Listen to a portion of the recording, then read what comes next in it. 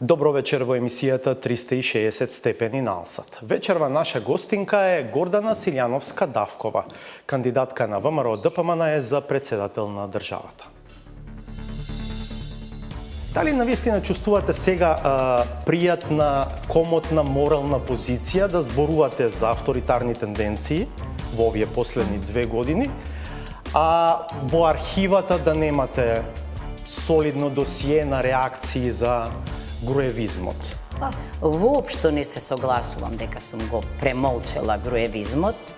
Напротив, го критикував, дури и во Венецијанската комисија, Например, па зашто? може би и затоа бев сменета. Например, зашто, професор, ке сте го За критикували? авторитарното владење, тоа го пишувам тука, дека е тоа изданок на титоизмот, за корупцијата, за криминалот. Има некаде во историјата на човештвото случај да треба сосед да ви признае јазик. Сакате да кажете ние со говорот на телото зборувавме досега? Кај сте чуле? Па македонскиот јазик беше еден од 3 службени јазици во Југославија. Што е проблемот? Наслов, голем е проблемот. Ајде, кажете. Ова, ајде вие Васко, едно Ајде. ако сте Васко, па да Ајде. смениме едно име. Раско да бидете. Вие ќе бидете истиот човек. ние Еве јас Гордана Јордана. Добро. Целиот мој идентитет Вие се сте менува. македонка, професор Ке. Молам? Припадничка на македонскиот Молам? народ, останувате. Па што е тоа Која битно? што зборува македонски јазик. Тоа не е дел од вашиот етнокултурен Ама идентитет. дали е тоа Молам? Чекајте сега, ама вие. Ајде оставите ме мене сега да објаснам. Добро. Бидете со нас, интервјуто со Силјановска-Давкова почнува по кратка пауза.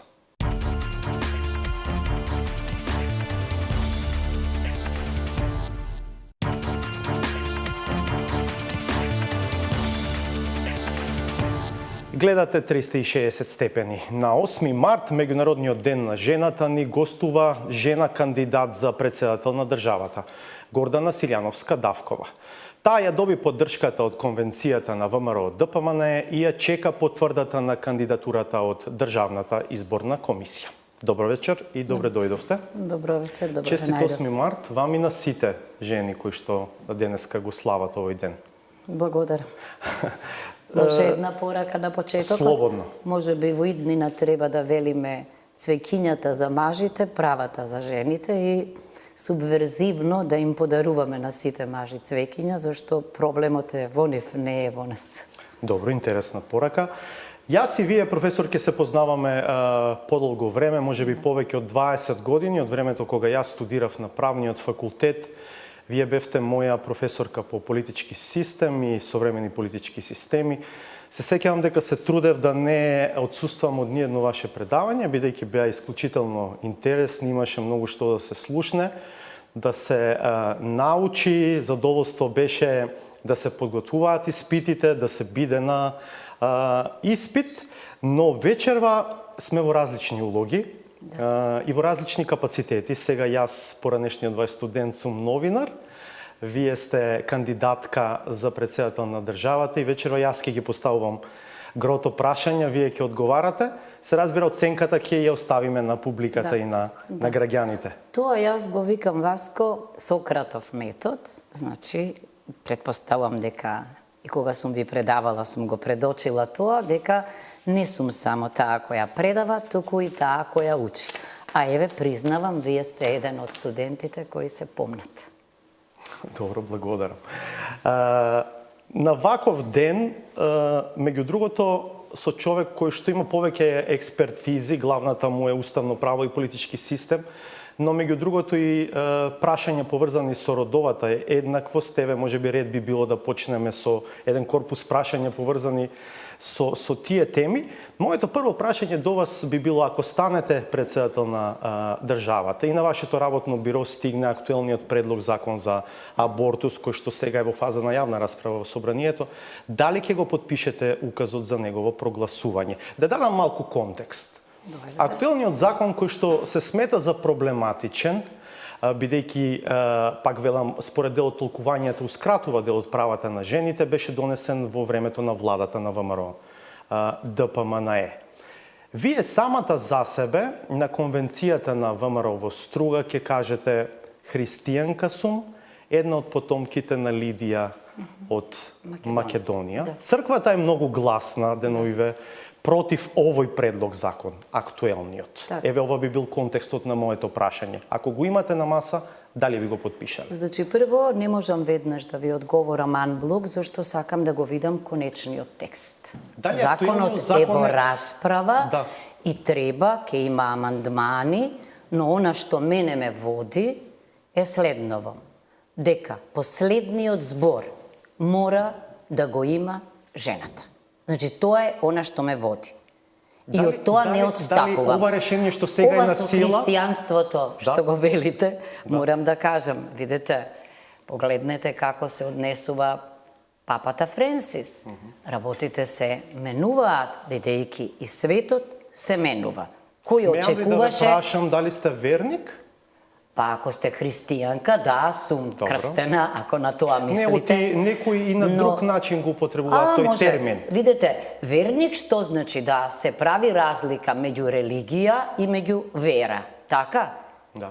Постои разлика во тоа и јас велам дека веројатно сите се верници, барем еднаш во животот, пред да починат, зашто се повикуваат на Бог. Дали Но актуел- јас не гледам тука разлика, јас сум свесна дека ВМРО ДПМН е, како и ЦДУ, е христијанска демократска партија во суштината, но јас гледам на верата на поинаков начин, можеби. Дали актуелното законско решение, тоа што сега е на сила, Така. кое меѓу другото бара да има еден период од 3 дена, од моментот кога жената ќе побара да абортира и ќе биде советувана од лекарски експерти, е проблематично за вас? Не е проблематично. Треба човек да има време за да размисли, но јас одговорно тврдам дека ако некој решил да абортира, ќе абортира. Не верувам дека советите може многу да придонесат, но зошто да не? Честопати сите ние, жените, знаеме дека многу нешта може би и друг може да ги предочи. Но она што мене ме боли, морам да кажеме, целава дебата околу закон за абортус. Абортусот не смее да биде контрацептивно средство. А тоа е сега.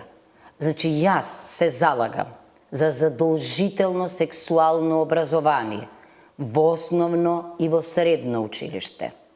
Јас се залагам веднаш државата да го преиспита односот кон контрацептивните средства, кон презервативите, кон спиралите, сето тоа да биде ослободено од даноци.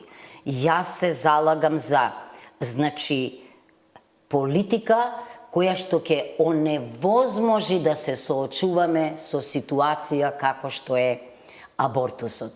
Ние немаме младина која што е сексуално образована, особено за репродуктивната димензија нема став и кога ќе видите дека најчесто ова им се случува на малолетни лица, навистина сте соочени дали некој малолетен може туку така да одлучи. Но последниот збор се разбира во консултации со блиски, ќе го направи жената. Добро, дали смеам да заклучувам дека за вас и актуелното решение не е спорно? Не гледате Не. потреба да се менува За воопшто? 3 дена, ако Да. е, тогаш е смешно да бидеме искрени, ако се работи за 3 дена. Но јас гледам и други решенија внатре, кои овозможуваат и во подоцнешна бременост да може човек, ако смета дека негово право е дека раѓањето на детето би му представувало проблем, да размисли за тоа. Законот за антидискриминација. Така. Мислам дека беше исцрпена дебатата во парламентот, се чека гласање на пленарна седница на собранието. Дали тој закон би го подпишале? Владко Ѓорчев, да речеме вчера од говорницата, ќе рече со ова се брише бракот како заедница на еден маж и една жена, иако на вистина овој закон не се занимава со ова прашање. Па некој ќе рече дека е тоа предмет на друг закон, на законот за семејството, меѓутоа, Кога се работи за бракот, маргината на постапувањето дури и во многу европски држави не е иста. Не е иста во Италија со Полска или во Данска, Шведска и Финска. Кога се работи за заедницата меѓу маж и жена, по мене, мора да се прави разлика меѓу она што е цивилен брак и она што е заедница. И овде, да бидам искрена, и европските институции дозволуваат секоја земја, во зависност од традицијата, да го реши прашањето. Иначе, јас мислам дека треба ваков закон на референдум да оди, исто како и за... Кој закон? Ово е за антидискриминација. Закон во кој што би се регулира бракот. Тоа е случајот, да речеме, на Хрватска и на други земји. Зошто? За да се чујат граѓаните што мислат за решението. Се сеќавате, во Хрватска не помина на референдум. Да, се сеќавам. Проблем е за вас воведувањето на сексуалната ориентација како основ за забрана од дискриминација? Не, воопшто не. Експлицитното воведување? Не. Јас дури сум велела дека, знаејќи дека Македонија е традиционална држава, со се уште парохијална и патриархална политичка култура, дека мора да го направиме првиот чекор во членот 9 од Уставот, каде што се гарантира рамноправност на сите без оглед на етничка, верска, расна и друга припадност. Најблагата варијанта би била други основи, а се разбира и ориентацијата може да дојде на дневен ред. Да, ви ги поставив за да се обидеме да влеземе на теренот на вашата идеолошка себе дефиниција, да речеме. Бидејќи ми се чини дека вие сте многу поблиску до либералните ставови и гледишта, а партијата која што ве поддржува сега во оваа председателска трка е демохристијанска, конзервативна, десничарска партија. Што ве поврзува, што ве спојува?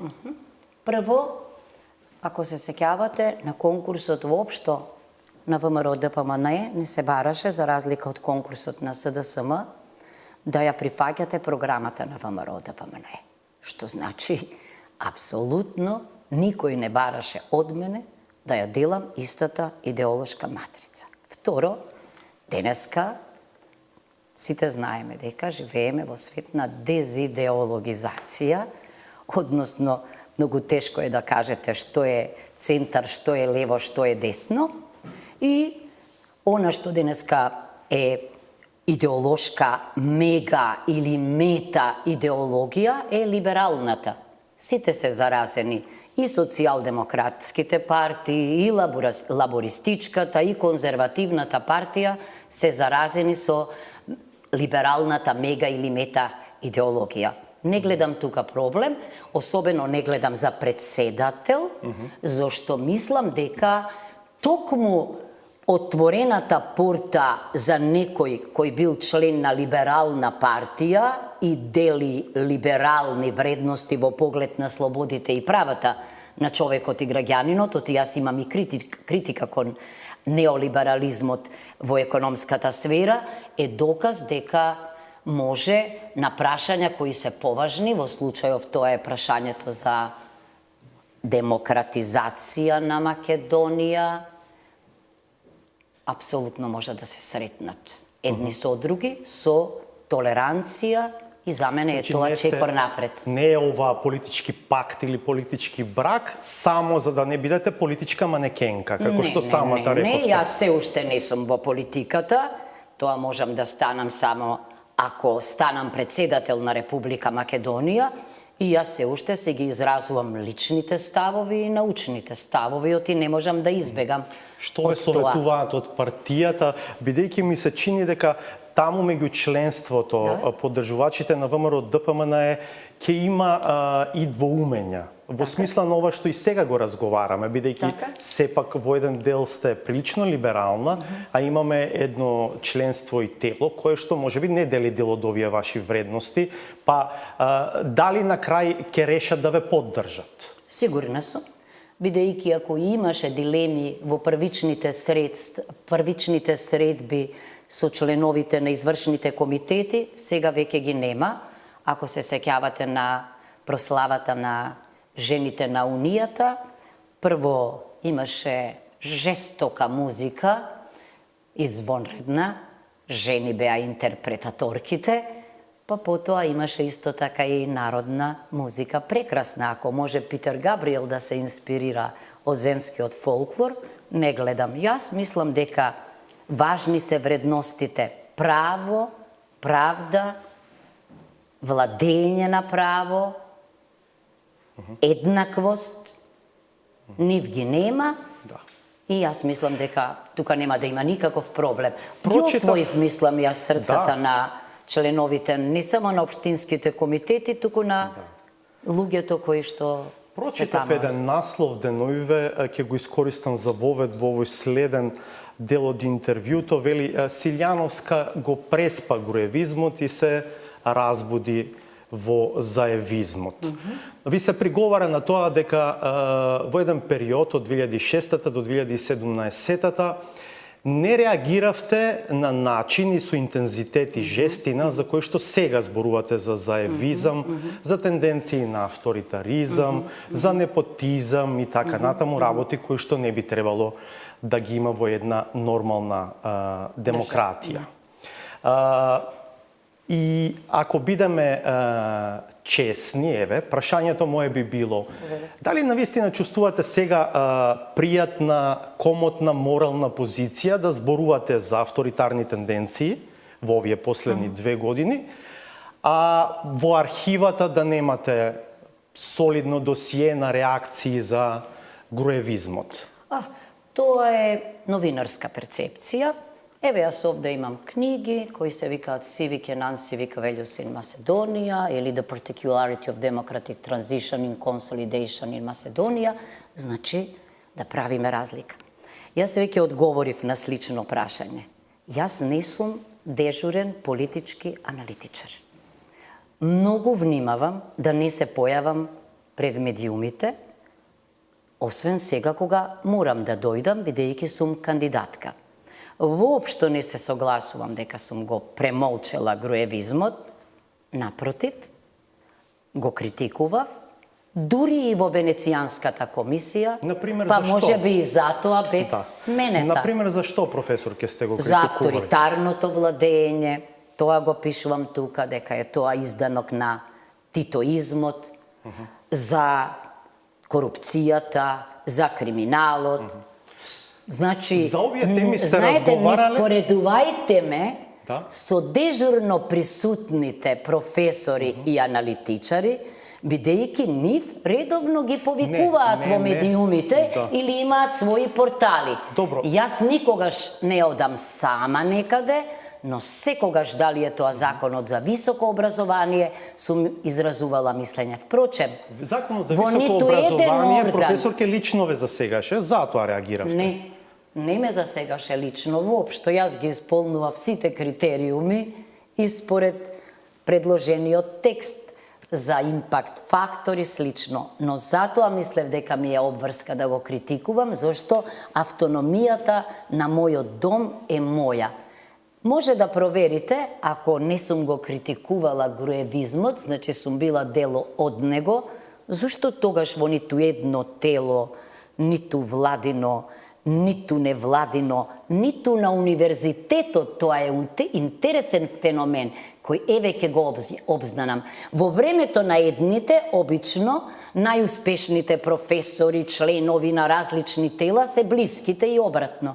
Јас прв пат во мојот живот, неколку години пред пензија, сум член на Советот за докторски студии. Нити сенатор, ниту продекан, ниту Сега декан. влегувате на голема врата. Кандидат сте на ВМРО за председател на државата. Па, видете, кога добив ваков предлог, добро размислив и мислам дека некој кој цел живот предава политички систем, уставно право, владење на право за тоа пишува, зошто да не, да проба. Знаете што, јас се со сеќавам и на други... сигурност тоа да го спроведе во Јас се сеќавам и на реалноста. други А реакции, и како жена. не само за законот за високо образование. Например, се сеќавам дека сте излегувале да критикувате конфекциско носење закони во петок вечер 100-150 Да. одеднаш и така натаму. Еден- Но Васко, да ве прекинам Да. сега. Еден од трудовите кои што голема прифатеност имаше е трудот, парламентот против владата, Давид против Голијат. Ќе ви го испратам да видите со сите постапки. Меѓутоа, сега брзината на донесувањето на законите, иако дури кога се поскратена постапка е како да се поитна. Дури измените на многу важни закони. Сакате кривичен законник, сега закон за амнестија, да не говорам за чудесното гласање за амнестијата, да не говорам за измени кои по скратена постапка со европско знаме, кои немаат ништо европско.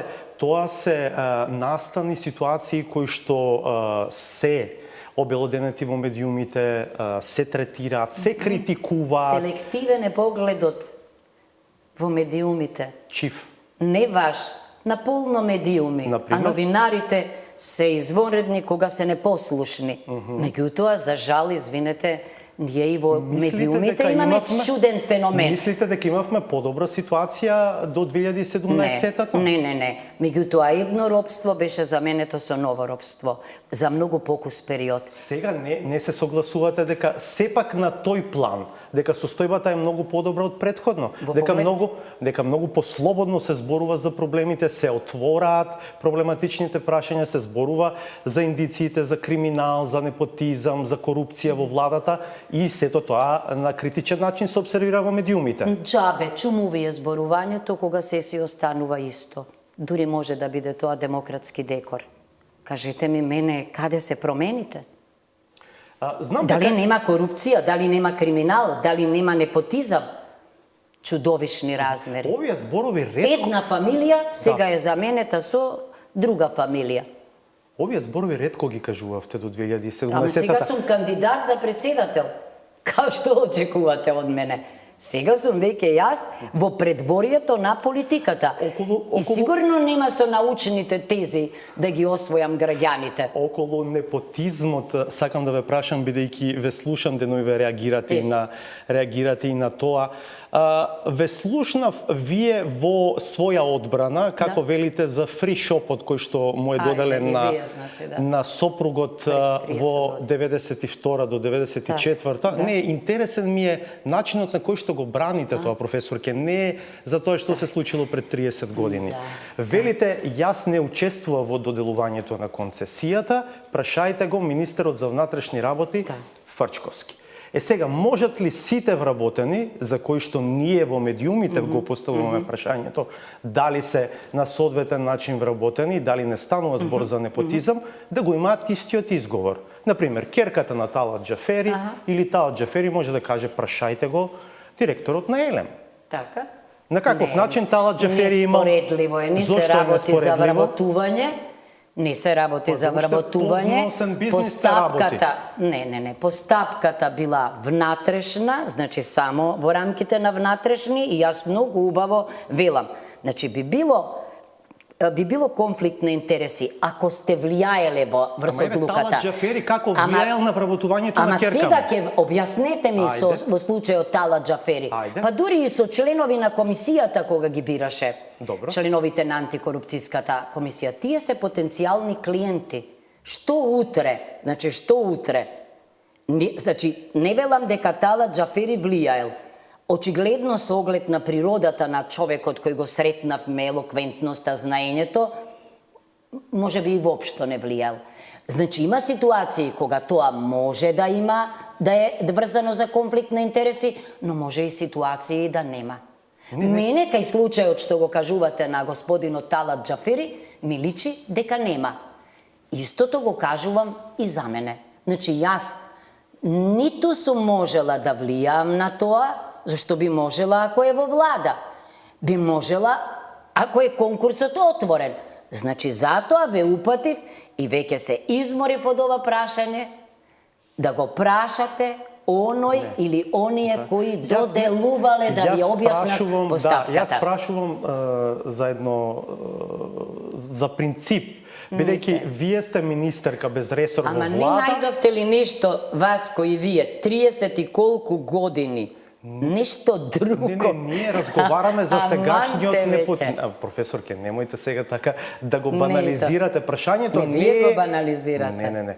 Прашањето не е за вашиот случај пред 30 Така. години. Прашањето е за начинот на кој што вие пред 5 дена Така. го објаснувате тој случај. И јас тоа објаснување сега го ставам во контекст на Не сум критиките. објаснувала пред 5 дена ја за Пред кога? случајот на Талат Џафери воопшто. Не за Вие сте Талат првиот што Џафери, ме за прашувате. фри шопот. А за За фри фри шопот. шопот. А сега значи За вие на фри 5 шопот. дена тоа прашање го реобновувате? Да, така. Па не, дајте ни распоред ако не на колку дена да ве прашуваме. Не, ама зборуваме за председателски избори. Гордана да. Силјановска е Ама зборуваме за принципи, професор, ке се согласувам. Мислите дека јас во овие сиве години не сум докажала Не, во една сакам да мала кажам средина принципи? Не, сакам да кажам дека односот треба да ни биде принципиелен и кон сегашните, нели? Така, Бидејќи секојдневно, например, вие Ама сега ова е велите... Епидемија е. Да, Пандемија е. Во 17 Нема ден, нема човек чие семејство не е вработено. И сега слушаме ние интересна теза дека тоа бил фамилиарен проблем па да се договореле. Ама не е тоа фамилиарен проблем. Проблемот е за антикорупцијска. Значи проблемот нема врска со вработените. Проблемот има врска, убаво велите, со оние кои што може би го возможиле тоа, а може би и не. Тоа треба да се испита во постапка. И гледаме дека се формираше Ама антикорупцијска вие и дека мојот таа... проблем вон од постапката го третирате. Значи, Како? постапка, немало постапка. Јас кога сум дознала, веднаш сум отишла кај премиерот Црвенковски, прашајте го и него. Сум му рекла ова и ова. Неговиот одговор беше, вие не сте влијаеле. Еве вака. И затоа ве молам, значи, прашањето упатете го до вистинските лица. Видете сега колку време Да, ама не мислам дека се неважни овие прашања, затоа што, например, пратеничката која што го доби надимакот Мира Дизел, таа не може на ист начин како и вие да каже. Молам, вие наоѓате сличност. Па Ама не, вие самата, професор, ке велите дека вие не сте влијаеле. Васко, Мира може да каже јас не сум влијаела. Васко, од тогаш поминале 30 години. Ако Гордана Силјановска имала проблем со чест и со морал, ќе направела нешто друго наместо освен ова што го посочувате. Јас не велам дека вие имате проблем, јас велам дека треба принципиелно да се пристапува и сега. Рехабилитирајте ги луѓето. Кого? Реков еднаш дека кривично дело да сторил некој, па по 30 години готово се брише тоа. Но вие не го заборавате. Тоа и постојано сега го... Јас се повикувам на објаснувањето ваше дадено пред неколку дена. Тоа беше моето прашање. Ме интересира во тој контекст. Што мислите вие за тоа што лидерот на партијата што ве поддржува е вработен на факултетот на кој што работел неговиот татко? Не знам. Не знаете дека Христијан Мицкоски е вработен? А вработен на факултетот, се извинувам, мислев дека чув дека и нешто пострашно, дека бил асистент кај татко. Бил 6 месеци бил асистент кај неговиот татко. Не знам, тоа да го прашате него. Јас имам на факултет исто така, еве споменавте еден од најквалитетните колеги, чиј што татко беше професор на факултетот, меѓутоа мислам дека му беше нему пречка, затоа што беше подобриот од сите најдобри. Имам неколку примери на факултет кои се пријавиле на конкурс, тогаш ги немаше овие одредби во Законот за високо образование и тие влегоа на факултетот, меѓутоа се за мене едни од најдобрите. Ова е етичко прашање, да, не знам, сега во Законот има одредби за сродството, меѓутоа во времето кога јас, да речеме, студирав и конкурирав, ги немаше. Добро, прашањето за името... И не би се осудила, ако е етичко прашањето, да давам оценки. ги спомнувам конкретните примери за да видиме дека сепак има ситуации што треба индивидуално да се оценуваат. Секој случај секогаш. е случај сам за себе. Во право сте, И секогаш кога треба велите- индивидуално. Да, кога велите епидемија, Да. таа може да испадне дека како се вели е од различни вируси. Не, ама ако имате во еден ден, во една недела, толку многу примери, тогаш случајноста е неверојатна. Тоа станува, значи, модел на вработување. Тогаш е тоа нешто друго. А ние ќе најдеме на полно факултети случаи 1, 2, 3. Меѓутоа, ова се случува во многу кусо време и во многу големи размери и тогаш боде очи. Да. И вие, новинарите, тука сте најзаслужни.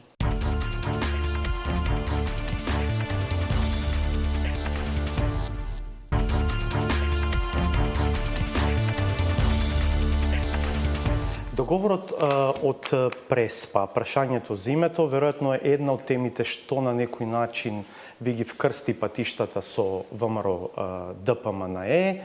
Вие сте остар критичар на договорот, но можам и да заклучувам дека сепак некако во последните денови како да чувствувам едно ретерирање во првичната ваша позиција.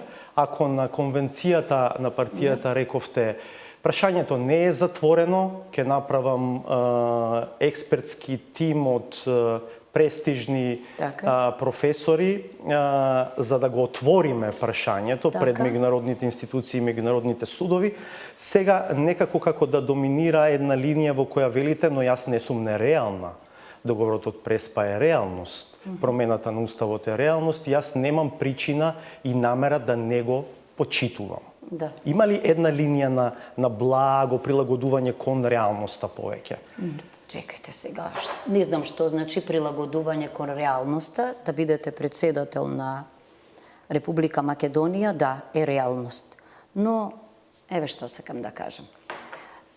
Не ретерирам, еве зошто. Кога велам јас дека Преспанскиот договор е лош, тоа не е политичка оценка, туку е тоа резултат на повеќе од 60 на страници студија, објавена на македонски и на англиски јазик, до колеги конституционалисти, до колеги професори од меѓународно јавно право, со врвно реноме, повеќе од нив потпишани и на она наше писмо како одговор на Гардијан. Зошто? Бидејќи јас не сум експерт по меѓународно јавно право, меѓутоа ги знам основните принципи, меѓу останатото текстот се должи и на анализа, на трудови на мои колеги, врвни во меѓународното јавно право и тука гледам сличност во ставовите.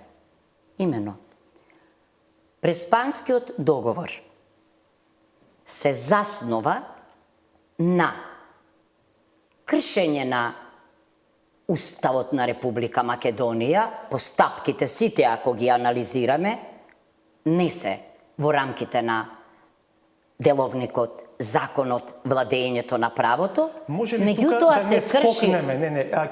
Ќе ви дозволам. Ајде, кажете ми што е прекршено во процедурата на менување на Уставот? Прво, не смееше да дојде до промена на Уставот. Зошто? Заради референдумот. Референдумот не беше Ама чекајте задолжителен. сега, молам, и вие верувате во тоа. Референдумот пропадна, Васко. Добро. Таму пишува дека референдумската одлука е донесена, па го чувме вчера и против кандидатот Пендаровски. Правно рече дека проблемот постои, а политички бил добар. Ама референдумот е правен инструмент, уставен инструмент. Значи, ако немаше мнозинство од излезените, тогаш тој не постои. Тогаш членот 30 од Законот за референдум и други облици на лично изјаснување вели: во рок од 60 дена сите акти и действија на собранието треба да се усогласат со референдумскиот резултат. И кога е незадолжителен Леле, ве референдумот? молам, референдумот, па ајдете, го чувте, ја чувте изјавата на господинот Пендаровски дека мора да има задолжителен референдум. Не постои задолжителен референдум постфестум. Консултативниот референдум во член 17 ви е опишан во Законот за референдум дека пред да го ратификувате некој меѓународен договор може да ги консултирате граѓаните. Ве молам, консултативен референдум за прашање во кое првиот збор е дали сте за членство во ЕУ? Така беше одлуката на собранието. Дали сте за НАТО? Па извинете, Уставот не познава за ЕУ незадолжителен, односно консултативен референдум, познава само задолжителен референдум. Уставот, кога е НАТО во прашање, може на два начини да одговори. Ако го третираме како организација, тогаш е доволно апсолутно мнозинство од пратениците. Што бара тогаш тој? Значи, Преспанскиот договор е дури на крајот. Ако е референдумот императив за секоја власт, како што вели професорот Жак Кадар, тогаш што требаше да направи? Тоа што направи Де Гол, оставка. Тоа што го направи Церар, оставка. Тоа што го направија во Португалија, мислам дека еден оставка. интересен аспект што баш сум мислел дека некојаш ќе можам да го зборувам со вас. Нашиот закон за референдум, прво Уставот, па потоа законот за референдум, предвидува дека референдумот е успешен ако излезат најмалку половина, односно повеќе од половината. Ако гласат мнозинството од излезените под услов да излезат, Тоа е дефиницијата што ја повтори министерката за правда пред референдумот, така да ве потсетам. Така е. Сега, имаме изборен законник. Така. Изборен систем со 6 изборни региони, од кои што се избираат 20 пратеници. Теоретски, 80 пратеници во парламентот можат да бидат избрани со само 4 гласа, распоредени во 4 изборни региони. Нели? По еден гласач излегува, 20 пратеници автоматски добива. Погрешна ви е математиката, во просек во Република Македонија. Не за просек, не зборуваме за просек. Сега, извинете, во Република Македонија тука не ви помага статистика, само уставна норма ви помага. Ама чекајте, јас за тоа сакам да видиме дали е логична. 6 до 8.000 има обично 8.000. Професорке, теоретски, законски, според законот. 80 пратеници во парламент се бираат со 4 гласа, можат да се изберат. Така вели законот.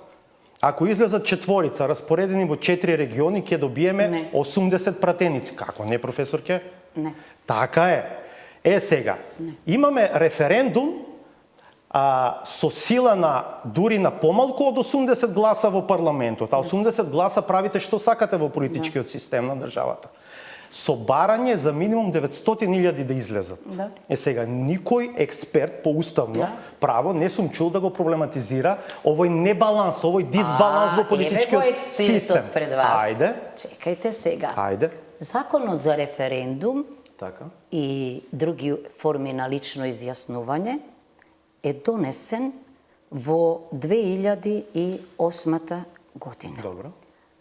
Од СДСМовска влада како реакција на она што се случуваше 2004 година. Ама вие законите предпоставам да ги цените, дали е од СДСМ или од ВМРО донесен.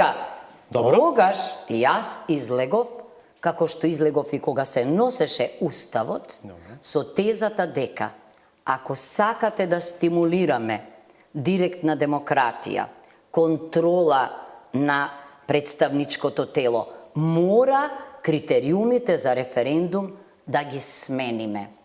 Ниту таа власт тогаш, кога се носеше Уставот, ниту 2008 година, не сака да го чуе тоа. Зошто? 100 можно построги критериуми да има, за да не може да и биде загрозена власта. И ние се соочивме со парадокс.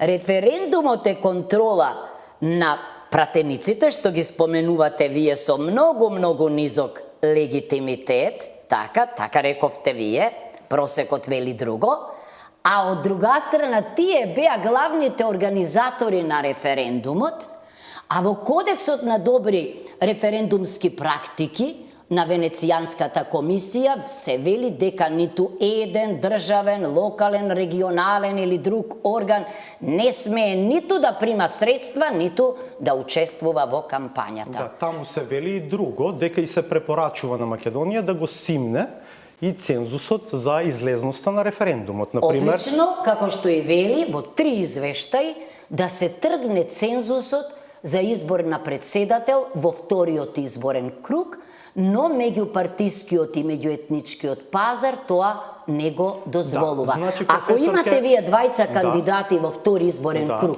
логично е систем на балотаж француски, еден да биде избран. Значи, поентата ми е ова. Ако во една Швајцарија нема цензус за успешен референдум, Тоа беше мојот предлог, ама во 2004 година, Васко. ако во последните неколку години сите референдуми во Швајцарија, која сите битни Так. одлуки ги носи на референдум, Да. се со излесност далеку помало од 50%. Во ред. Така? Да. Тогаш 660-70 илјади гласа не може да се подценуваат. Видете. Затоа што противниците на прашањето... не ви држи логиката со Швајцарија. Да додадам. Да. Противниците на прашањето имаат двојна можност во однос на поддржувачите да го урнат процесот. Така. Со гласање против и со бојкот. Така. Ама сега јас да ве вратам назад. Значи ли тоа дека референдумот од 2004 година исто така беше успешен? Епа 96% од излезените гласаа за. До кога ние селективно ќе гледаме? Да, и вие и јас го знаеме одлично швајцарскиот систем. Ама зошто да не кажеме друго? Швајцарскиот устав, швајцарските закони мора да поминат и на референдум за да бидат усвоени. И тамо има факултативен и има тамо задолжителен. Ама уставот е устав, законот е закон. Додека не се смени, мора да се почитува. знаете како? Се после референдумот, Васко, Добро. вклучувајќи ги и чудесните измени на кривичниот законник, амнестијата, која всушност беше уште слики да видевме, помилување со закон, непознат феномен. Професорке, тој пристав се што е устав и се што е беше- закон не е во духот на вашето мото Се беше надвор право од и правда. владењето на право. Знаете Законот зошто? мора, законот е рекс, додека постои. И нирнбергските Значи, закони биле закони. А, немојте Во таа ме молам. смисла, ама не, мораме да банализираме така. Нирнбергски затоа што- закони нема, има нирнбергски процес. Има и А вие закони. сакате да кажете дека Има и не, закони. споредбата не држи. Оваа власт го донесе тој закон, значи СДСМ го донесе. Ама нема врска која влада го донела. Ама чекајте, Ние сега, јас сакам зборувам да со човек кажам, кој што е експерт требаше во да оваа област. сменат, иначе јас ова што велите вие не сум го укажувала многу пати. Особено знаете кога? Скопје 2014 кога беше. Велев, не фрлајте не нас граѓаните во лавиринтот на собирање подписи. Треба Советот на општината да распише референдум за да не чуе нас. Ама И сега, никој не слуша.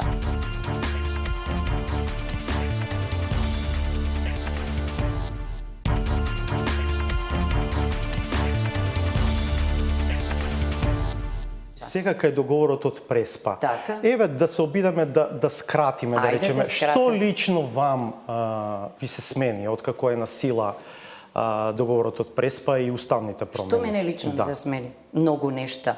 Тоа Например? што ги истакнуваат и моите колеги. Јас сум растела, сум го градела идентитетот во Република Македонија. Добро. Јас сега Што треба од да вашиот одам... етнокултурен идентитет Молам? е сменето. Многу. Јас и вие на кој јазик зборуваме сега? Леве молам, многу Ама нешта. фали некоја А зошто? буква од јазикот? Чекајте. Јазикот. Да. Па ние сме единствената држава Добро. и единствениот јазик со објаснување. Еве, Дека денеска, бил знаете ли јужнословенски јазик. дека денеска- Ама да не ги банализираме Не работите, ги да ви банализирам. објаснам што е со идентитетот, со името. Значи, Денеска беше подпишен договор Така. меѓу македонската и грчката влада за Така. отворање на граничниот премин Маркова нога на 3 јазика. Добро. Англиски, грчки и македонски. И што? Во грчката верзија на закон И што? на договорот Да. пишува македонски јазик. Што? И Па да. имаме признавање на македонскиот јазик и од грчка страна. Тоа што го немавме до сега. Сте чуле вие, има некаде во историјата на човештвото случај да треба сосед да ви признае јазик. Сакате да кажете ние со говорот на телото зборувавме досега? Кај сте чуле? Па македонскиот јазик беше еден од трите службени јазици во Југославија. Што е проблемот тогаш? Голем е проблемот. Ајде кажете. Ова, ајде вие Васко, едно Ајде. ако сте Васко, па да Ајде. смениме едно име. Раско да бидете. Вие ќе бидете истиот човек. Ма ние Еве сме- јас Гордана Јордана. Добро. Целиот мој идентитет Вие се сте менува. македонка, професорке. Молам? Припадничка на македонскиот Молам? народ, останувате. Па што е тоа Кој битно? што зборува македонски јазик. Тоа не е дел од вашиот етнокултурен Ама идентитет. дали е тоа Молам? Чекајте сега, ама вие. Ајде оставите ме мене сега да објаснам. Добро. Има обединети нации? Има. Така? Дали исто така е македонската нација една од нив? Да. Што е македонска нација? Да ви објаснам. Ајде. Сега ајдете. Ајде. Чекайте, гледам и во вашиве емисии Да. Што е едно чудо македонска луѓе кои нација? Јас кога зборувам Да. денеска, Да. во етничка смисла на зборот е јасно. Тоа е минато. Право на самоопределување оствариле македонците, Каде формирале во- држава. каде Ве молам во- оставете Ама ме. не, каде во Зборувам уставно- за нација демос. Добро. Збир на сите граѓани. Така. Кажете ми сега вие како ќе биде ова The Macedonian Genus, така? Добро. Ние сега значи не можеме придавката или смешно е. Може во театар, не може во телевизија, смешно. Или ману, видете. Нација демос Добро. значи политички ентитет. Постои тоа Во во неа Македонија? мора да постои ако Ама не, сакаме не, да. дали постои ве прашувам? Како? Македонска сигурно нација постои. постои? Како демос или мора како политичка. Како политичка нација, Па постои знаете ли македонска што нација. значи тоа? Па знам што Па значи, за тоа ве граѓаните, прашувам. суверенитетот велиме дека извира од Добро. граѓаните и Зошто- припаѓа нив. Зошто Тоа е нација кандидатите за демос. пратеници пред да се кандидираат, Да. декларираат етничка Е, па припадност? прашајте ги нив. Не, јас вас ве прашувам. Објасните ми, па Ви јас вас сум ве прашувам. кажала, прашајте ги нив. Јас уште во стартот 2001 година сум зборувала за ова. Дека актите на Советот на Европа велат од никого не може да се бара во текот на изборите да ја декларира етничката припадност. Добро, таков политички систем имаме. Ама сега вие го браневте, не ми е јасно сега. Што браво? Одговорот беше, па вие обратно сега ме прашувавте. Одговорот беше дека ние сме sui generis општество, мултиетничко, мултикултурно, мултиконфесионално и треба да ја декларираме етничката припадност заради Комитетот за односи меѓу заедниците, кој ниту некаква активност превзел за меѓуетнички односи, ниту некој знае дека постои. Не е само заради тоа и заради Бадентеровото мнозинство. Па да ми не ви зборувам за тоа, сте завршиле политички науки. Во науката велиме немо јудекс ин кауза суа. Никој не може да биде судија во својот предмет. Значи не може пратениците едновремено да бидат и пратеници обични, а потоа и во комисијата да Ама одлучуваат. вие сте Само горда, суд може да на извештајот на одлучува. Бадентеровата комисија, ова е предлог на Бадентер, на вашиот почитуван професор, нели? И пријател. Како решение. Не е точно дека е тоа конкретното негово решение. Бадентер важи, отворете на неговата страница за еден од најголемите критичари на консоцијативната демократија и тој велеше дека треба правата да се лоцираат на локално ниво. Добро, и да се само во вратиме- исклучителни ситуации, Да се вратиме кај кај нас тоа што идентитетот. е исклучително стана редовно. Кај идентитетот. Што Ајде. е сменето во вашиот идентитет? Тоа ме интересира. Еве што е сменето. Јас набрзо ќе треба да одам да вадам пасош и лична карта. Добро. И ќе треба сама да се лажам, Добро. како што чувме деновиве дека председателот Трајковски бил председател на Северна Република Македонија, лага, така јас ќе треба сама да се лажам дека сум родена во Северна Република Македонија. Ако јас, Друго е името. извинете, ако јас сум, така ќе биде, во документите, во административниот и политички период, и за документите внатре, и за документите надвор, мора да се стави името Република Северна Македонија. мислев. Целиот мој идентитет во животот, Добро. никогаш, ни на моите родители, ни на мојата баба, немал ништо со Република Северна Македонија. Тоа е нонсенс. А во СФРЈ Никогаш не постоела. Ама вие сте имале пасош на СФРЈ. Па што? И што се А, сменило? не, чекајте ве, Ајде. молам. Сум имала пасош, Да. сум била член на федерацијата Така. и сме Нешаналити- имале двојно. нешаналити Нема- СФРЈ. Ама, па што? Ама сме имале ние федерација е тоа, ние не сме во федерација Сега со... сме, ама немојте луѓето со- да не ги лажеме луѓето. Ги лажеме. Остануваме македонски народ што зборува македонски јазик. Молам? Па нели е така? Кој народ нема малцинство? Ајде да ве прашам сега. Дали постои народ во Европа или на Балканот што нема малцинство? Само ние. Значи, нема нација, народ е друго. Нацијата е на Балканот прво создадена, нациите, па потоа државите. Во Западна Европа обратно. Прво држава, па нација. Значи, ама, професорке, немојте ве молам, кога една Турчин- буква да смените. Еве кажувам, што ќе биде со моите книги, еве сега. Ајде. Macedonija on globalization. Добро. Веќе сме информирани вака. На која Македонија ме прашува мој колега сега? Ова се однесува? Оти вели дека во Преспанскиот договор пишува дека престанува важноста на името Македонија. Тоа чудно важи само за Северна Грција. Не само што важи за Северна Грција, иако тамо има 3 области што се викаат Централна, Западна и Источна, прв пат појавени 87 година, туку пишува, нели, во членот 7, дека се однесува и на народот во северниот дел. Кој е тој народ, јас да ве прашам вас? Кој е тој грчко-македонски народ? Оти вели има континуитет со минатото уште од антиката. Добро. Сите народи настанале во 19-тиот век, нации, пардон, само грчката во 6-тиот Пак век не ми и во одговоривте, 5-тиот дали век. постои Ама вие не ме македонски- оставате. Сега Вие не ме оставам, оставате. сакам да водиме Оставете ме, ама да не е ова водиме дебата. Не е ова дебата, вие прашувате, јас одговарам. Ама бројот на вашите прашања не дозволува јас да одговорам. Значи, дозволете ми.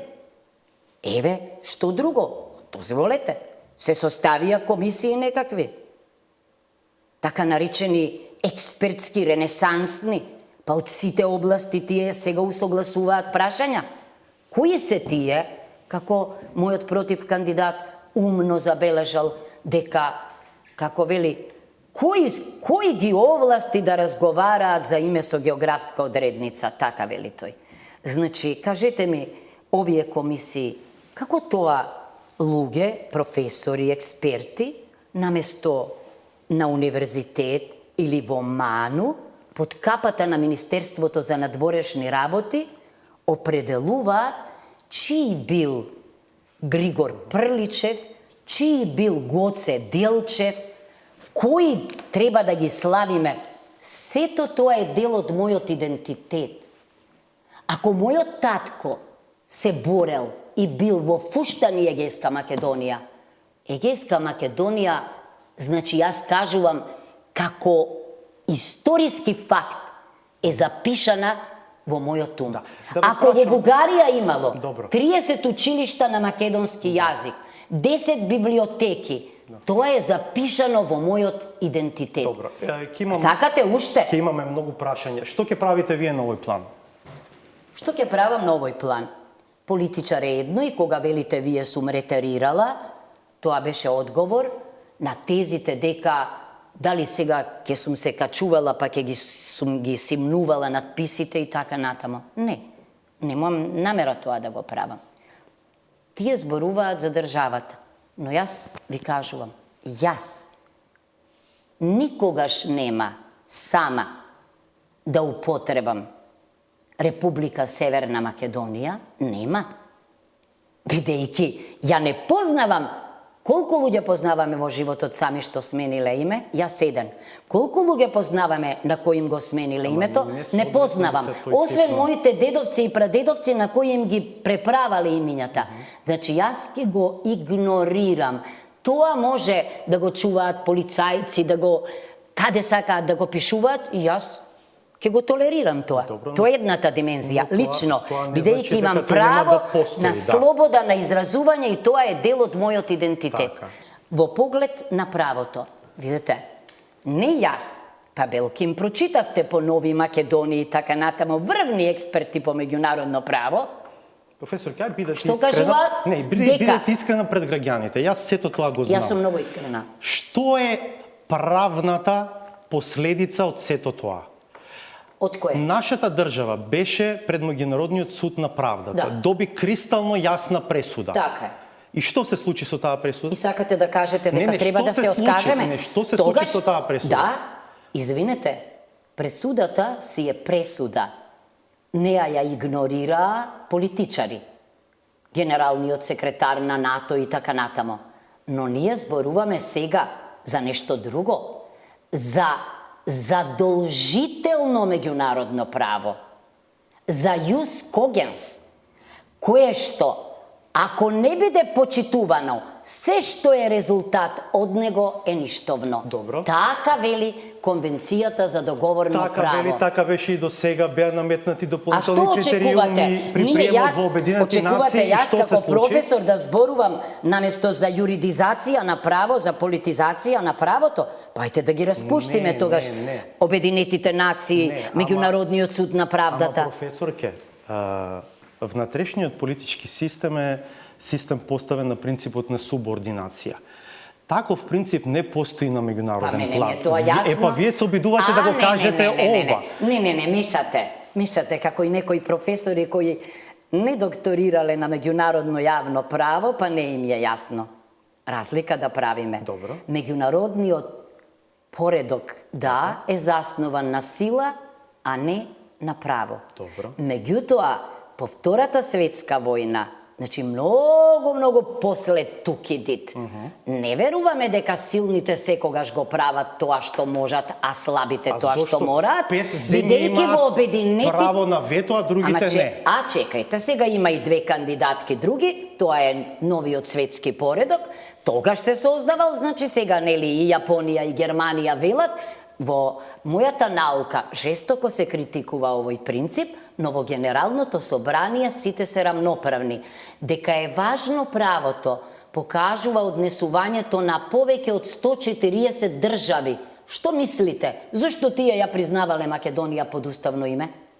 Па затоа што тоа го бара повелбата на Обединетите нации, затоа што тоа го утврдува пактот за граѓански и политички права. Значи ние сега велиме дека да, меѓународниот поредок е заснован на сила, но мора тоа што е димензијата на идеализам да внесеме ако не сакаме да заврши како Лигата на народите и така натаму. 25 години живеевме во Така, филмот на така. идеализмот и еве до каде стигнавме. Не, воопшто не сме живееле во филмот на идеализмот 25 години. Прашајте ги сите актери, меѓу кои и мојот против кандидат, бидејќи тој ги советувал, тој беше, значи, во главен советник за меѓународни односи и безбедност на господинот Црвенковски, Так. после 2008 година, прашајте го него. Да. Па знаете што А дали се се случи? прашувате вие, Ајде. каква е таа трансформација? Па сега до пред неколку месеци, истиве овие луѓе, кои сега велат дека идентитетот е загарантиран, дека не е страшно што е сменет уставот, тогаш сосема друго зборувале. Да, дека Иначе што- во меѓународното јавно право основното начело е објаснето во учебник на Девид Рузие. Ниту еден меѓународен договор не може да дерогира устав. Значи, Тој станува дел од внатрешниот правен поредок. А не зошто е тоа така, затоа што немешањето во внатрешните работи и еднаквоста на субјективитетот што го вклучува и името е едно од нормите јус когенс. Знаете што? Значи Да. нема право на самоопределување без право на име, знаме, химна. Зошто слични- мазохистички Да. ние бегаме од ова? Слични критики се слушаа и за привремената спогодба, за сега најголемите нејзини критичари тогаш да ја бранат и да велат, меѓу другото, она што го губиме сега е привремената спогодба. Не, сосема погрешна теза. Името од привремената спогодба бивша Југословенска република Македонија не се однесуваше на Македонија внатре. Тоа зборуваше за кумот. Да. Значи не за нас. Да. Нашиот Некој- суверенитет Да. внатрешен си беше загарантиран. И А таа- ајде сега едно логично Ајде. прашање. Ако тогаш не убедуваа дека таа жртва мора да се направи, зошто? За да можеме ние да влеземе во сите меѓународни институции, не пишуваше без НАТО и без ЕУ. Така е. Што е сега сменето? Сега, јас исто да ве прашам. Ако привремената спогодба функционираше заклучно со добивањето на кандидатскиот статус, Така. а почна да станува проблем по промената на власта во 2006-та, се Така. сеќавате пред НАТО самитот што се случи?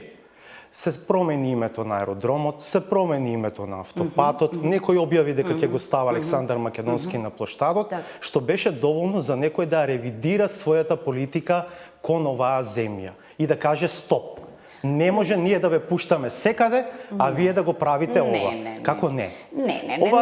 Ова Не со тоа, датуми не е тоа. најпрецизно се докажува, ама немојте сега, Не е професор. тоа основната причина. Јас го следам. Не е тоа основната причина. Моите колеги, грци професори по уставно право велат дека признавањето на Република Македонија под уставно име од САД било причината за јагнење на грчкиот статус, национализам, но само професорке, да ти... Ама не, чекајте, Ама сега не може чекајте. вака да манипулираме. Значи, Ама признавањето како на Америка... квалификации давате Ама, вакви на еден професорке, професор и ваш гостин? ама чекајте. Вие манипулирате? Професорке, Јас ниту еден момент признавањето- не ви реков. Ама, Ова не ми се случило. Признавањето на Видете? Америка е 2004-та. Кандидатскиот статус е 2005-та. Значи нема врска сето тоа. сега нема врска. Нема врска. Јас имам иначе, сами сте чуле, жестоко сум го критикувала тој концепт, жестоко сум го критикувала, но од естетски причини и нема што да бегам јас во историја, но морам друго да кажам нешто. Видете, ако на територијата на Македонија на секој чекор имате антика, од каде сега правото на Грција да биде апсолутен собственик на антиката? Антиквизацијата, многу колеги мои ја опишале тоа, има логика како термин да живее во САД. Никаква антика нема. Ние имаме обврска по УНЕСКО да се штитим, да го штитиме она што е овде. Имаме антички театар, имаме антички мозаици. Како сега тоа ние, не само на нив, туку и на овие споменици од Скопје 2014 ќе запишеме дека имале врска со хеленското наследство. Смешно. Па како може нешто од 2014 да има врска со хеленско наследство? Па тоа е авторски труд. Што ако војнот на конј, да речеме, е на некој начин намерно направен за да биде тоа критика на сите војни низ историјата? Не го зборувам ова на памет. Ова го пишува професорот Кент Франческо Масинео, кој вели, замислете ние италијаните, сега да велиме дека Јустинијана прима, Јустинијана секунда, све било италијанско. Нема врска. Тоа е заедничко културно наследство и цивилизацијска придобивка. Никој нема право, па ни Грција. Ниту е антиката само хеленска, ниту е пак Македонија грчка. Логика нема. Имате вие во соседна Бугарија, колку сакате споменици. Значи имате по цел свет. На сите ли пишува споменици? Не. Извинете, ама и тоа, и античкиот театар и све, влегло во мојот идентитет како цивилизацијско наследство што треба да се почитува и треба да не спојува, а не да раздвојува. Инаку е навредливо. Добро, имаме многу теми, за жал времето е толку. Јас се надевам дека во кампањата ќе имаме шанса да отвориме дел од другите теми. Од она што не отворивме за крај, само да ве ама прашам. вас не ве, јас очекував да ме прашате што ќе направам јас како председател. Што е тоа што ќе биде ново? Зошто сум се нафатила за вакво нешто? Да, мислам дека и мислам дека е тоа клучното во кампањите, а не... Го слушнавме тоа, мислам дека е Сте важно го и за слушнале? Да. Не знам дали од мене. Па нели го чувме, имавте настапи и други, Па сакам да тоа кажам. се извинете, јас не одам како расипана плоча и како джубокс на сите телевизии со истите тези. Оставам нешто, јас очекував од студентот кој што добил десетки да разговараме за тоа. Да кажам што ќе направам јас ако станам жена. Што досега не е направено? А еве повелете. Имаме време Да, за имаме, тоа? имаме. Ајде. Значи, прво, ќе го отворам прашањето за Уставот, иако знам дека може да мислат во јавноста Пандорина кутија, нашиот Устав е Устав кој што не овозможува функционална демократска држава. И ќе го чуеме тоа. Го чувме од министерката француска, која многу убаво кажа, оти вие зборувате за пракса, како рече, failed state, не weak, значи пропадната држава, уништен политички систем, рече. Дали некој со пропадната држава може во овие преостанати 2 години, иако морам да кажам, Социјалдемократскиот сојуз и останатите коалициони партнери не се на власт само овие 2 години. Беа и во техничката влада, можеа да влијаат. Не беа сите преокупирани со Преспанскиот договор. Требаше да работат социјална заштита, здравство, образование и така натаму. Значи, нашиот Устав досега, овие 36 амандмани, не се занимавале со клучните конституционални проблеми.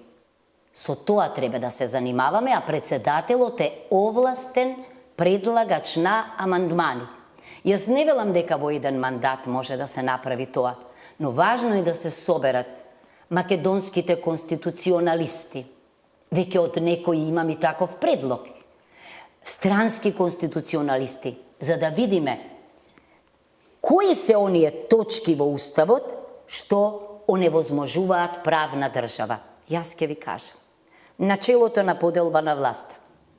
Погрешно поставено.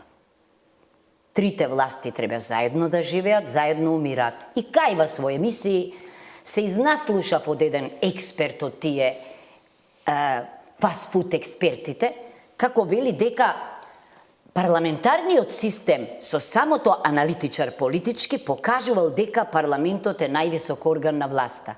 Петка. Значи, парламентарниот систем е заснован на рамнотежа на трите власти.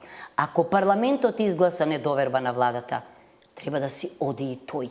Ние сме една од ретките земји која што има само инструмент на самораспуштање. Во моментов, заради тоа, заради отсуство на поделба на власта, ние немаме демократија. Ние имаме власт концентрирана не само во владата, туку само во премиерот. Да, и британците велат кабинетски систем, премиерски систем, ама во Македонија тоа е каудилизам. Понатаму, имаме двоглава извршна власт. Намерно, од французите сме ја зеле. 2 глави, подобро размислуваат, иако во Франција далеку поголеми овластувања од македонскиот председател има, шефот на државата. Ама, што со оваа поделба на власта? Каде е председателот на Република Македонија во најпредседателската надлежност склучување на меѓународни договори во името на Република Македонија? Ете ви уште една повреда на Уставот на Република Македонија. А како рече странскиот експерт во Нова Македонија, вестникот, дека ако обете страни знаеле дека оно што го прават е спротивно на Уставот, сите последици правни се ништовни. Значи, напаѓањето може да биде и внатре, само што ние немаме, Васко, уставен суд во моментов. Иначе тој ќе иницираше постапки. Трето, еве денеска е денот на жените. Правична и соодветна застапеност. Кај нас правичната и соодветна застапеност се однесува само на етничката припадност. Во многу земји тоа е недозволиво. Значи, за мене правична и соодветна застапеност е ако јас сум ромка, а вие сте албанец и сме еднакви во другите критериуми што се викаат стручност и компетентност, јас како подпредставена да имам предност, ама и како жена. Ова важи за лица со посебни потреби, ова важи за сиромашни лица, зашто Македонија е социјална држава, има принцип хуманизам и солидарност. Членот 9, сами го потегнавме, погрешно, сите граѓани се еднакви. Ма какви граѓани? Сите индивидуи се еднакви. Уставниот суд, никаква надлежност, треба да уредиме, да донесеме закон. Председателот тоа може да го предложи. Имавме ли проблеми со давањето на мандатот? Имавме ли проблеми исто така со ветото? Сето тоа треба да го уредиме, за да може која и власт да дојде, да функционира државата. Значи, јас имам во овие мои 30 на години напишано, наброено и мислам дека тоа можам да го реализирам. Тоа можете да го иницирате, но ви требаат 2/3 во парламентот за тоа да помине. Одлично пак, Белким, ке ние на патот кон ЕУ, бидејќи сега ке ни ги испорачаат владеењето на правото, просперитетната економија, квалификуваната администрација, стручна администрација, крај на криминалот и корупцијата, крај на непотизмот, просперитет, значи тоа е она што е насушна потреба. Затоа јас мислам дека сум најсоодветниот кандидат. Како жена, како професор, оти вие НАТО, па еве на прагот сме во НАТО и што после? Да, вие се ежите населењето на политичкиот диалог од институциите во клубот на пратениците на така наречени лидерски средби. Еве сега лидерот на партијата што ве поддржува иницира нова лидерска средба, ќе се случи внедел, имавте шанса да го советувате? Не. Тоа не е врзано за... Тоа баш за претседателски избори ќе зборуваат, па сакав и да ве прашам, двајца лидери на партии што има да зборуваат за претседателски избори? Молам, а во Хилтон да изберете кандидат? Тоа сте чуле некаде? Без да има други кандидати? Ајде да ве зборуваме. Сега веќе нас не цитираат како Хилтонова демократија. Ова што велите вие, едно е средба во градење на национален консензус, ама пропуштив. Што значи национален? Знаете што значи? Значи, не значи македонски етнос, туку Македонијан, како во Швајцарија, како во Белгија, белгијанци, швајцарци, значи демос. Етносот нема потреба од устав, ништо не креира ново. Пред граѓанска заедница е. Демосот има потреба од устав и од демократија. Значи, нека се договараат, нека разговараат. Она што мене ме боли е, кога одлуките ги носат тамо, а 81 пратеник само креваат раце. Па нели пратениците гласаат по собствено уверување и ги представуваат граѓаните, не партиите, не лидерот. Тоа ме боли. Значи, на Македонија и се потребни силни, стабилни институции, процедура, а не силни поединци. Каде што има силни поединци, ќе има дискреција. И ја затоа велам, една од првите барања ќе ми биде, иако тоа само можете да им го соопштите, почнете од себе. Скратите ги председателските привилегии. Да речеме, има еден закон за привилегии на председателите. Чуму им се? Обезбедување, кабинет, сме чулели ние на поранешните, од мене нека почне. Второ, го соопштив тоа и добив аплауз на конвенцијата. Чуму е на една од најсиромашните земји влада со 25 министри, со уште толку заменици, со уште не знам колку советници. Реформата треба да почне од нас, од нив. Пример да дадеме. Професорке, јас немам никаде слушнато став за настаните од 27 април, може би сте кажале, но јас не сум слушнал. Во емисија жестока со Гордана Дувњак и со Беса Рифи, мислам беше, да. Тогаш Гордана Дувњак ме обвини дека романтично сум гледала, јас реков Герника не е романтика, ама морам нешто да кажам. Ние не смееме да заборавиме на целата генеза, на целиот амбиент што се случуваше во парламентот. Од изборот на председателот, за кој што не знаеме, до интонирање на химна на Албанија. Тоа ми е многу интересно како за вас настаните почнуваат од изборот на председател. А, например, не спомнувате ништо за неколку месечното одолговлекување на конститутивната седница на собранието. Тоа го нарекувате филибастеринг. Па, видете, таткото на филибастерингот во Македонија е председателот на собранието, кој што не читаше кувари. Дали имате еден светски пример во кој што имало филибастеринг на примопредавање на власт? Имало. Добро. Во нормални демократски земји. Па сега не знам што да кажете нормални. Не знам, имало и нормални кои на моменти биле ненормални. Добро, тоа значи сега СДСМ, ако ги изгуби изборите, може 4 години да ја тере Не конститутивната 4 седница. години, не. И СДСМ беше против филибастерингот на господинот Џафери, да бидеме искрени. Не, иначе филибастерингот не е македонски за изум. конститутивната Не е седница македонски изум. Не е македонски изум. Значи Има насилството не рекорди. беше Не. Насилството Јас не го- беше последица на филибастерингот. Не, вака да бидеме искрени. убивањето Не да се бела. предаде власта на Не. мнозинството. Јас сакам да кажам дека, извинете, амнестијата, пазарот после тоа ви се вклопува во оваа слика. Чуварот на злото или сега стана перспективен еврочувар и така натаму, тоа не ви оди. Тука беше премиерот на вашето место, сите тие прашања му ги поставив нему. Сега со вас разговарам, имам прашања за вас и да ги поставам прашањата. Целата, сакам да кажам, целата таа слика на парламентот и сегашната не личи на парламент. Парламентот треба да е школа на демократија. Ќе го осудите ли насилството што се случи во парламентот? Го осудив јас, отворете таа емисија, ќе видите, само реков. Насилството, па Герника што може да е? Персонификација на насилство, на ужас. Меѓутоа, што реков јас тогаш? Дека судот треба да суди. Не се суди на преки судови ни во парламент, не се суди ни на телевизија. Па на некои телевизии, не на вашата, па цели постапки изведуваа креативни новинари. Дури до врвот стигнуваа. Тоа не е во ред. Нас ни треба независно судство. Ама сакате да кажете дека ова со измените на кривичниот законник или со законот за амнестија или со постапките во судот дека се пример за независно судство, сите предмети кај еден? Не се. Па, извинете, ако сите велевме дека еден од најобоените објекти беше јавното обвинителство, како ќе правите реформи со човек заменик на јавниот обвинител?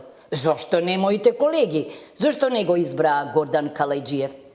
Па тогаш јас ке верувам во промени. Сега истото. Кога велевме ние дека чекајте во Уставот има одредба дека е единствен орган, значи внатре може да има посебен орган кој ќе се бави со овој криминал, велеа не е така. Како сега тоа специјалната јавна обвинителка ќе стане дел од целото јавно обвинителство, ама има посебен закон за специјално јавно обвинителство. Вака велат француските професори по право. Се што е специјално треба да се прима со голема резерва. Треба да стане редовно, сите да одговараат, без оглед дали се функционери или не. И една уставна измена, да не заборавам, Васко, импичмент. Нема само за председатели, има и за собрание, има и за министри. Знаете што е забелешката до вас? Вие зборувате за специјалното јавно обвинителство, а не сакате да зборувате за последиците кои што доведоа до специјалното јавно обвинителство. Апсолутно зборував, ама сега вие да не се бавевте со фришоп, тоа све ќе обработевме. Па сте заборавиле? Јас излегов во емисија кај Оливера и реков дека ги охрабрувам. Едната од нив студентка ми била извонредна, Ленче, најтивката. Не, сакам да кажам, имавме обвинителство за организиран криминал, кој што ништо не направи, а шефот на тоа обвинителство... Ама шефот на тоа, заменикот на тоа обвинителство, сега е шеф на господјата Катица Јанева. Ба немојте шефот на тоа отиде судија во Страсбур, тоа е последицата. Затоа што не ги истражи бомбите, нели? Во Страсбур, тамо требаше да знаеме дека и политиката има клучно влијание. Така да знам, за баџанакот на Мијалков. Знам. Не знам тоа дали се, не го познавам ја семејството Мијалкови, не знам кои се, што се, но... Добро, мислам дека имавме интересен разговор. Па, одамна не сум имала ваков жесток разговор, но тоа е, да, убаво рековте. Сега сте вие, тој што прашува, јас одговарам, се надевам дека нема да бидете селективни, дека ќе ги прашате соговорниците како тоа во 2016 година велеле дека мора да има национален и државен консензус за промена на името, мора да има задолжителен референдум, дека кој ги овластил да разговараат за географска одредница, а одеднаш сега не сум од овде. Тоа е интересен, ама не гледам такви прашања да поставуваат. Не гледам такви прашања. Или како ќе реформира држава некој кој бил цело време тамо и тоа во служби од интересен карактер. Добро, благодарам што бевте Јас дел ви од благодарам. 360 степени. Да.